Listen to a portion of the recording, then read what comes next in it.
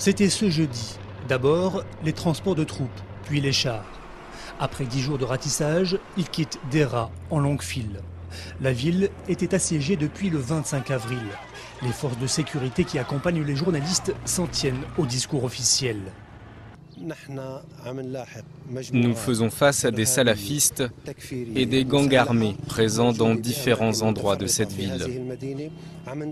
On les a pourchassés et on a saisi une grande quantité d'armes. Deraa est devenu le symbole de la fronde contre le régime de Bachar al-Assad. Les combats y ont été très violents. Les grands axes de la ville gardent encore les traces du passage des blindés. Des douilles parsèment le sol devant la mosquée Al-Omari, qui fut le bastion des protestataires.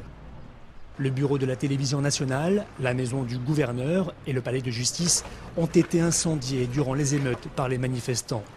Dans la rue, le silence est pesant. Les quelques habitants qui osent sortir sont stupéfaits devant l'ampleur des dégâts. Je ne suis pas sorti de chez moi pendant 20 jours. Lorsque j'ai enfin pu sortir pour aller prier, j'ai vu le palais de justice brûler. Quel gâchis! J'y ai travaillé pendant 40 ans. Au centre-ville, peu de magasins ont rouvert. Les habitants de la ville rencontrés sont encore sous le choc. Rares sont ceux qui veulent répondre aux questions des journalistes. Ceux qui prennent la parole tiennent un discours convenu, au risque de se faire rabrouer par les opposants au régime. Là où je vis, tout allait bien, c'était calme. Comment peux-tu dire ça? N'aie pas peur, parle.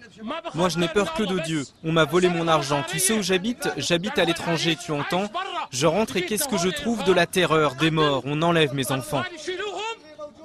Les vendredis sont généralement des journées chaudes en Syrie, et particulièrement à Deraa, où les manifestations se terminent souvent par des morts.